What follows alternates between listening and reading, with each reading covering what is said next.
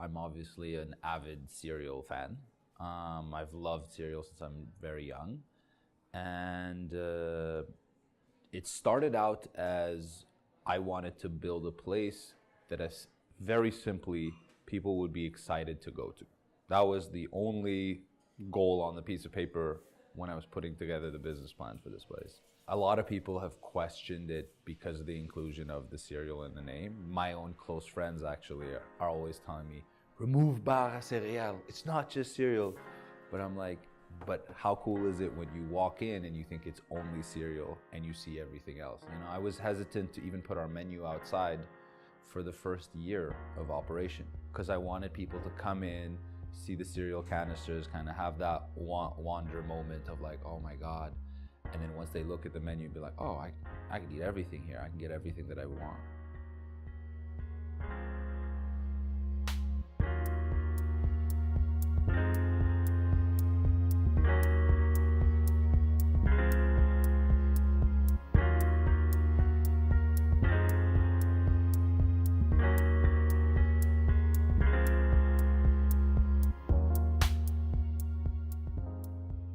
I wanted a name that kind of felt old. Like it felt like there was some like history kind of behind, like familiarity to it. Because at the end of the day, we sell cereal. Cereal is like this nostalgic thing for most people. So I wanted a name that would kind of evoke that emotion, but also relevant to what we sell. And barley is the most common grain of cereal used. I started up a marketing agency called Eat that's actually housed right here in Barley.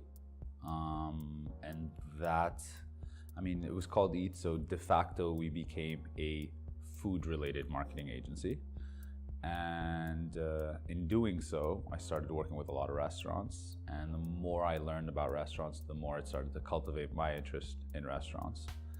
And that ultimately kind of led me towards opening a restaurant, which housed my agency as well. The experience at Barley is very team-oriented. Like, we all know what each person is supposed to do, and we all try and stick to our role as best as possible. But there are times when you see someone is extra busy in a section, so someone else will just naturally hop on there and help them out. So we're very much so a family in a sense that we get to work and yeah, we have a job, but we're just trying to make everything run smoothly together. We have titles, but really everybody kind of mixes and matches, you know, from me on down. One point you're doing dish, the next minute you're on cash, you know, you're running tables, you're bussing tables. So we kind of all jump around. Like, I very much encourage people to kind of learn different roles so that in a jam, in a bind, we can kind of just adapt. Any brunch service, people will switch maybe 3-4 roles at any given shift within one shift. So it kind of can get crazy, but it's, you know, it helps to kind of keep things a little interesting as well. You know, you get close when you're in like the thick of it, of a brunch service. You're sitting with your colleague, you're at arm's length from people, and you're kind of going super fast. Like, there's a closeness to it, and there's like a camaraderie that by the time you finish, you know, it's just like, you know, you just kind of got out of it alive, somewhat. Yeah. I've been at Barley for 6 months now. So I started as a cook and slowly went up the ladder to the chef position. I have a pastry background. I never had experience as a cook before, but because I'm surrounded by cooks or people who are really into the environment and things like that, we can, you know, all share the knowledge we have. I grew up bilingual, but I'm also Lebanese. So I grew up in a French-speaking household where we spoke mainly French, a little bit of Arabic and English. I'm obsessed with onions and garlic and everything, and I have to kind of control myself and try to put less garlic maybe if I'm cooking for other people.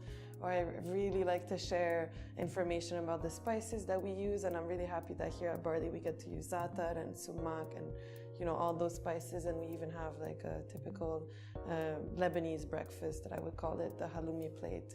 My favorite dish is definitely the halloumi plate, just because it makes me feel like back home. I don't eat that dish much here, but when I go to Lebanon to see my family, I would eat a lot of it, maybe too much of it.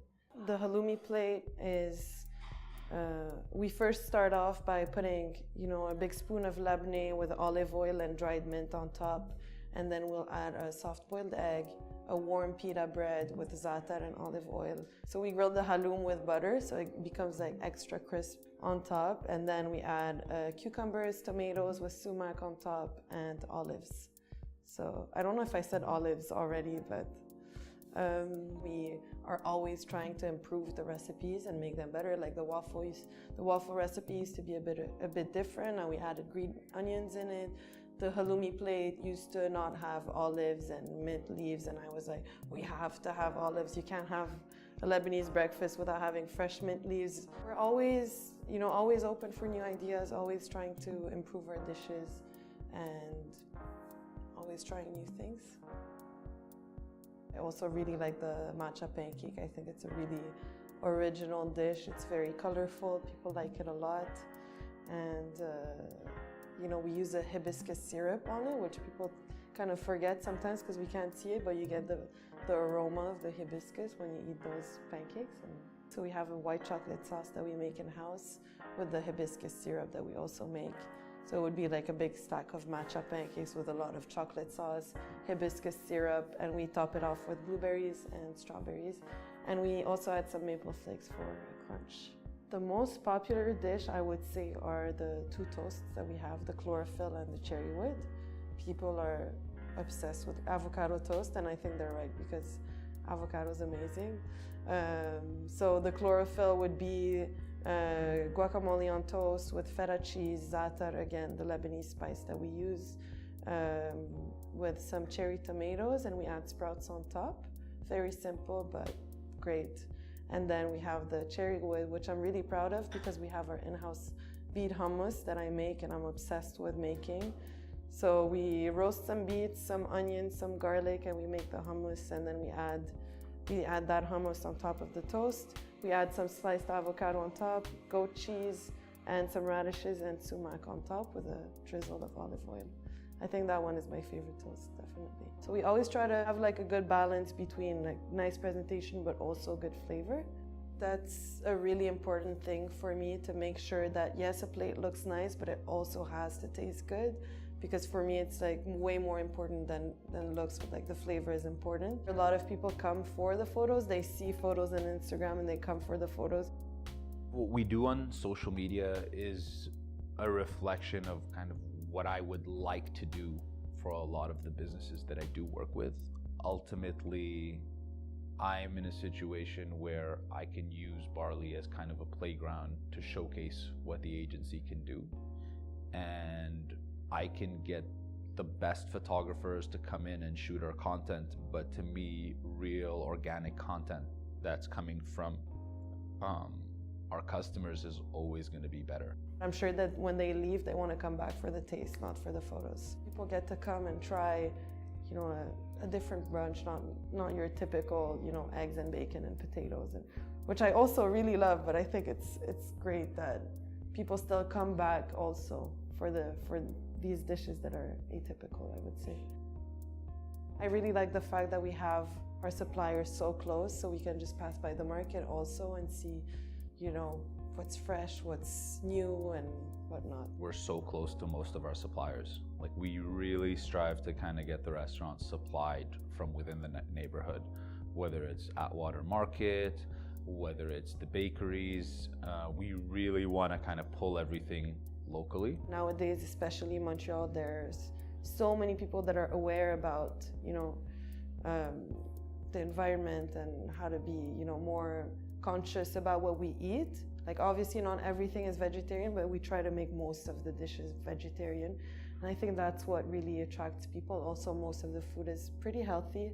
We have chia bowls, smoothie bowls, even our waffle is pretty healthy because it's, made with sweet potatoes and there's no sugar in them. You can show that we can make creative dishes without them being like plain and just like vegetables or just something like that, and have something interesting but also healthy, also vegetarian, and also different. So what have we done to kind of help sustain the environment and kind of be a little bit more green and reducing our carbon footprint? We definitely do more. Our generation now, like our age and you know, people graduating from university, everyone knows climate change is a huge deal, and you know, we're all trying to find little ways to implement changes in our lives. There's so many different ways you can do that, but just by showing that a restaurant itself, one of the hardest things to make eco-friendly is doing it, and we're doing it all together. Everyone's involved. A lot of the people on our team are studying environmental issues. We're setting up a compost system in the back.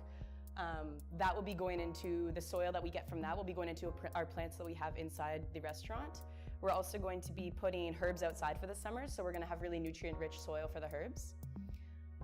Another thing we're going to try and do is to take every bit of a fruit, every bit of a vegetable, and use it for as many different things as possible. So one of the things we're considering right now is inventing a new smoothie bowl that has the nutrients that every avocado has, but only by using the pit. So we're going to dehydrate the pits and then grind them down really finely and add that to the smoothies. So you're getting the nutritional benefits, but we're also saving on waste. We're not throwing out all those pits. We have a food truck that we're transforming into a Barley, fresh food, smoothie bowls, power bowls, health forward food. My goal is to make it as sustainable as possible.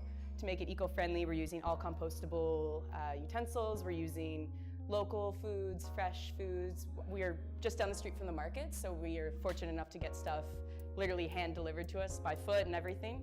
Why not help the planet a little more by doing these little steps that creates a big change in the end? So, I mean, why not? It's a positive message to get out, and I think it's a good role model for the restaurants that are on the street and stuff like that. So, it's a creative class in Montreal. Like, everyone's always looking to. There's a huge amount of startups here. There's huge amounts of people, typically just out of university, you know, fresh mind, creative, like ready to help, ready to get their hands on anything. And the best part about that is that everyone in that area is very passionate and very community oriented, like looking to help each other, looking to partner, looking to team together. Yeah.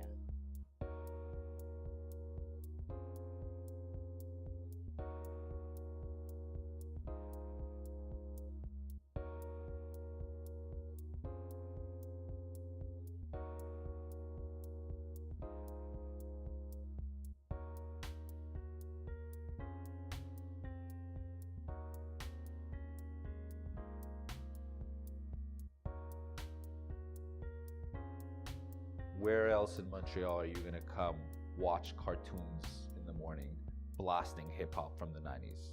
You know, it's definitely a very unique space, and I feel like it can. You just one look at the crowd on the weekend, you'll see how diverse it is. You know, you'll see grandparents sitting here, the next table, some new parents with babies, and then some teenagers, and then some university students studying. It's very, very, very diverse, and I feel like there is something for everyone. I mean, I always tell people if they want to have a unique brunch experience, I would tell them to come to Barley. They'll find something here that they never tasted before, definitely. Yeah.